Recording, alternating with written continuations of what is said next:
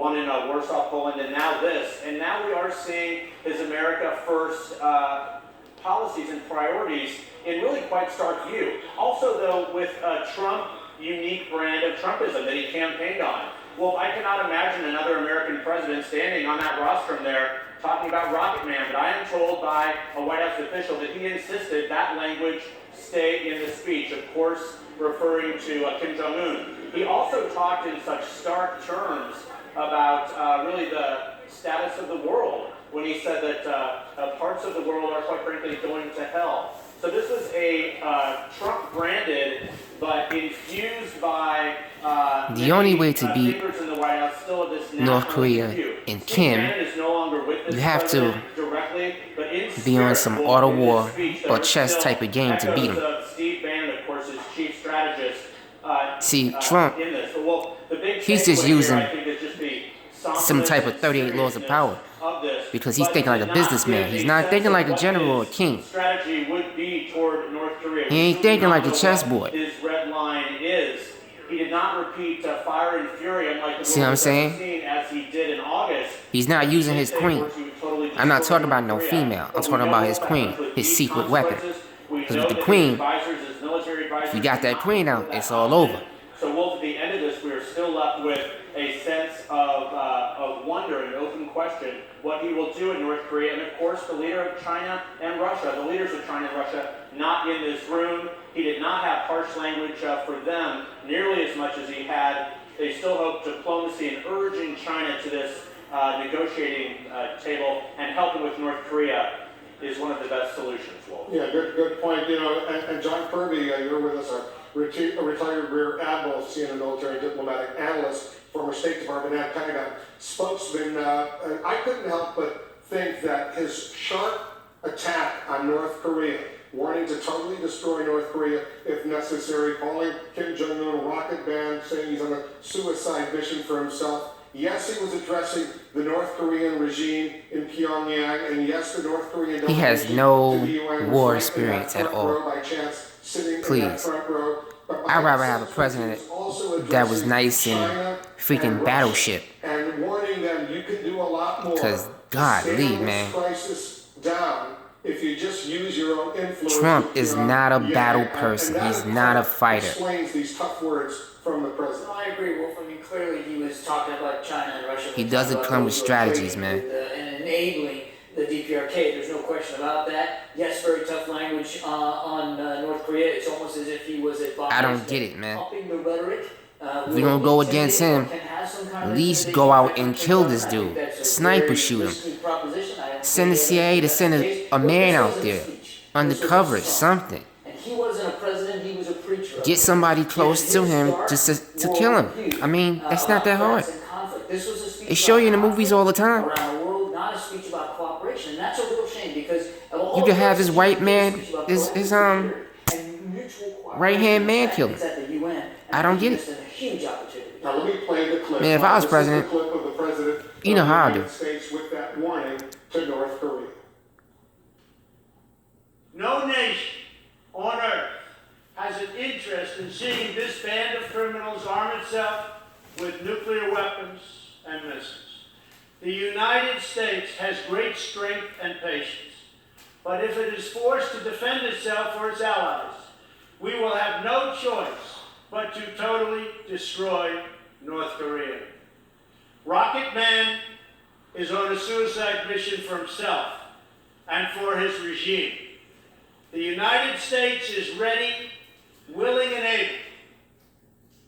Nia, you're with us as well. I think it's fair to say I don't think another president would have called the North Korean leader Rocket Man. And we saw him do that this past weekend in a tweet. Some people thought it was funny and certainly didn't think that he would bring that same language to this body, to this speech today. But it's certainly something that he did. I think it was also interesting to see him at the top of the speech, right? Talk about the stock market, talk about and sort of crediting himself. I really think Kim, he has a secret weapon that nobody knows, because it doesn't make any sense why North Korea is just letting everybody know they know how to do freaking nuclear bombs and all this stuff, and nobody's doing nothing about it. Instead of talking about it, instead of not using their action. Actions speak louder than words, people. All this talk don't mean nothing if you're not gonna go over there and shoot the dude, or kill him, or blow his ass up, or something. They imagine that they are being patriotic, right? I mean, and I think the North Korean leader also thinks that he is trying to protect his own sovereignty by developing nuclear weapons. So there is something I thought throughout that whole speech. You called it a sermon. I think he obviously has to work on his delivery a little bit. It's a little stilted, but I do think there is that contradiction that was really throughout the speech, and it's throughout this whole idea of America first, but also the UN has to help and nations should come together. And exactly what I actually was texting with the senior administration official about that very notion, about the fact that the whole speech was about countries being sovereign, having, as you said, a patriotic spirit, and a revival of that pride. And how does that sort of jive with the notion of North Korea not being allowed to have any kind of nuclear program? And the response was that they believe that the speech explained that, in that they said that ability for countries to sort of thrive in their sovereign, as sovereign nations, ends when they start to threaten other countries, and that the notion of North Korea obviously building a nuclear program, but more than that, sending missiles over towards Japan, threatening Guam, and so forth, that limits that. Well, having said that, if I may just kind of take me a step back, we're understandably focused on North Korea, because that was the harshest language, and it's a grave threat at this point. But this is a speech that we've not heard from Donald Trump at all during the whole campaign, and even during his presidency, this kind of speech. It was probably the most clear about his worldview, and not just America first, but about what he expects. It's all talk, and man. It's a lot like who he is. And Oh my God, it is all talk. Just do it. It's not about just human destroy rights. this It's guy. not about, Save the world. Kind of That's all you gotta do. You American talk values too with much. Republicans that we cover, All that talk. American exceptionalism, and even But you're not Democrats. gonna do It's not anything. about that. It's you do your thing. You do it as well as you can. Don't bother other people until you get to the point where you are a threat. Then we're going to talk. Well, and he also said in the speech, we are guided by outcomes, not ideology. Exactly. And that is Donald Trump, because he is guided by outcomes, winning, not It almost ideology. seemed like a lecture to himself, at least the first Well- 2/3 of it. To me, it seemed almost like he's lecturing himself, almost trying to teach himself at an 8th grade level about, basic sovereign multinational issues. But I agree completely. This was absolutely very stark, very absent of any of the normal universal values and mutual cooperation that we try to seek in these international bodies. Well, and the language to me was so, outspoken, clear. I mean, talking about the regime in North Korea as a band of criminals. I mean, that's, and Iran, a murderous regime, he called them. And this is his so-called principled realism that he talks about. And whether you agree or disagree with them, and there are a lot of people in that audience who You heard what they just said? She just said it's just his principles. What is he trying to do? Is he trying to go on some Machiavelli stuff? Huh? The principles? Principalities?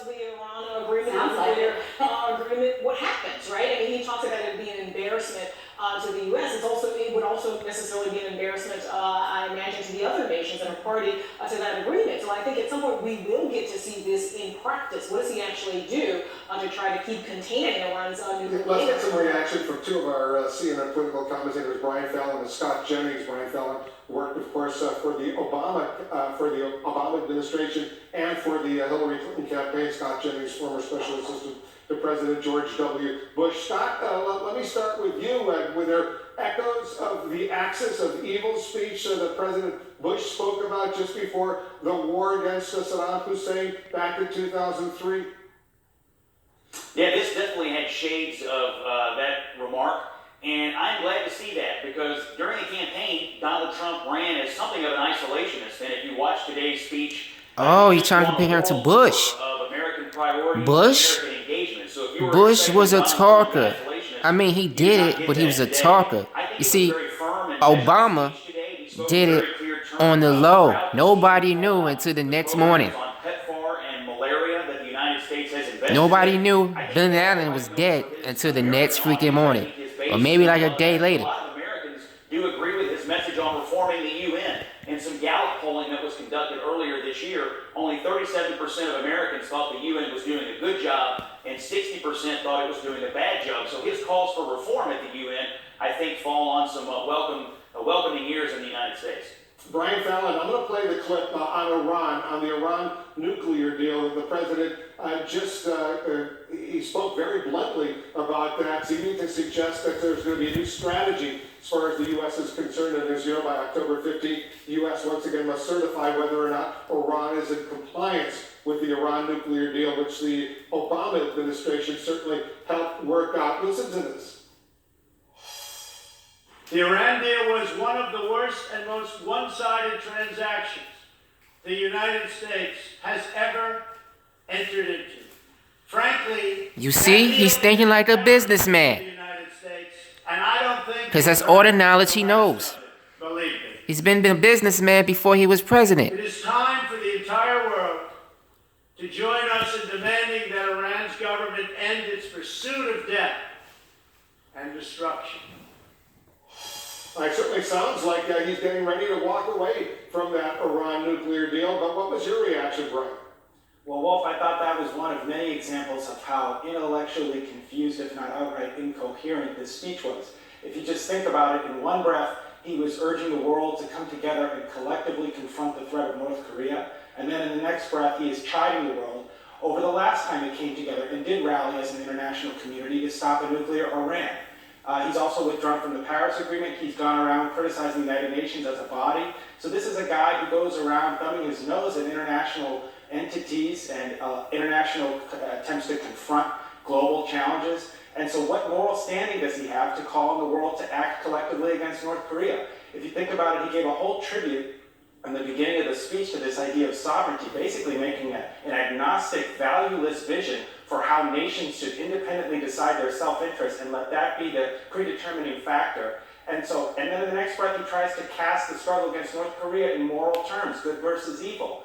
So I thought this was an intellectually confused speech. It was a strained attempt to square his America First doctrine from the campaign with the reality of the global challenges that the United States faces. You can't decouple America's leadership role in the world from the democratic values that we stand for and that have sort of provided the undergirding for the post-World War II era, liberal democratic era around the globe. I think it'll prompt probably a bunch of eye-rolling, if not literally and metaphorically, from other leaders of these other allied nations that the U.S., that he's gone around criticizing during the campaign and since. I want to bring Cristiano Amanpour into this conversation as well. Cristiano, you just had a chance to sit down and interview the President of France, Emmanuel Macron. I wonder if you were watching that speech with him and you got his reaction. You know, I'm sitting here at the French mission to the United Nations. It is incredible that as I was speaking and wrapping up that interview and had already spoken and really sort of plumbed the depths of Mr. Macron's views on the Iran deal, we heard what President Trump had said, and I put it directly to President Macron, that this was the worst deal in history, that it was an embarrassment, and that we'll see what will happen. Mr. Macron was very polite and very considered, but very clear in that he believes, and so do all the other international signatories to the Iran nuclear deal, that this is the best deal that can be accomplished right now. And that getting rid of it, particularly in the context of the fact that North Korea is actually now a nuclear power with the very imminent possibility of having intercontinental ballistic missiles with nuclear warheads on them that could reach American territory and certainly many parts of the world. He said it is not time to ditch the Iran nuclear deal, and he is going to try to convince President Trump when he sees him again. He's already talked to him as he did last night. When he sees him again around the UN right now and in the next couple of days, that not to ditch this deal because it is the best that they have right now. He agrees with President Trump on other issues regarding Iran, that there must be more and better monitoring and bringing into line Iran's ballistic missile program, that there must be a concerted effort to stop or to put the brakes on Iran's what they call negative malign influence in the region, whether it's in Syria, whether it's in Iraq, whether it's in Yemen, whether it's in that part of the world. So on many things they agreed, but not on ditching this deal, because he said it would make it worse. And then when I asked him about North Korea, and you heard what President Trump said about North Korea, calling Kim Jong-un Rocket Man, saying that he was on a suicide mission, he again said, we all condemn what Kim Jong-un is doing. But a military solution is not the solution. He said, just look at the map. There would be tens of thousands, hundreds of thousands, if not millions of casualties should some kind of war break out in the region and elsewhere. So again, Macron wants to try to work with President Trump and the rest of the world leaders here to enforce the sanctions, to be as tough as possible on North Korea. But this must be a diplomatic and economic pressure, he said, and not a military solution. Not at all. Christiane is going to have much more on her interview with President Macron coming up later on her program on CNN International. Christiane, stand by. Jeff Zeleny, you're over at the United Nations. The speech, I sense, and you may have a better appreciation of this than I did, got sort of polite applause from the international delegations, but certainly not enthusiastic applause.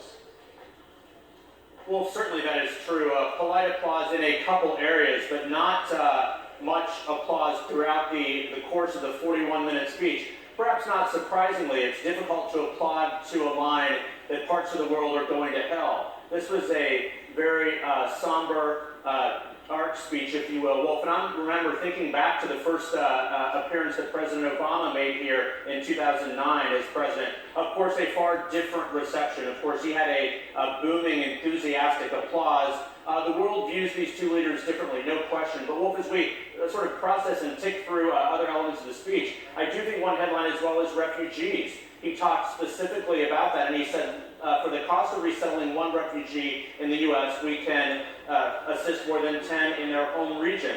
So again, that is his view, the nationalist view of the Trump side of the White House there, really speaking out against what many in this base, many evangelicals actually support refugee resettlement. So that is another issue we'd be talking about a lot more, but not for North Korea and Iran. But on Iran, we are expecting this administration to reveal something about their strategy in October. They have to, of course. They have one more deadline. But Wolf, I think it's important to put in perspective. We heard candidate Trump talk again and again about ripping up the Iran nuclear agreement. He has found that as much more difficult in office as he suggested on the campaign trail. So despite his tough rhetoric here, and indeed there was tough rhetoric, he suggested now might be the time to pull out of what he called a one-sided agreement. We still have to wait and see if he actually goes through with that and does that, Wolf. Yeah, and he also really went after Iran for supporting what he called radical Islamic terror organizations. He specifically cited ISIS, Al-Qaeda, Hezbollah, the Taliban, among others. There's a lot more to unpack, a lot more to assess. We're going to take a quick break. Kate Baldwin is standing by. She's going to resume our special coverage right after this.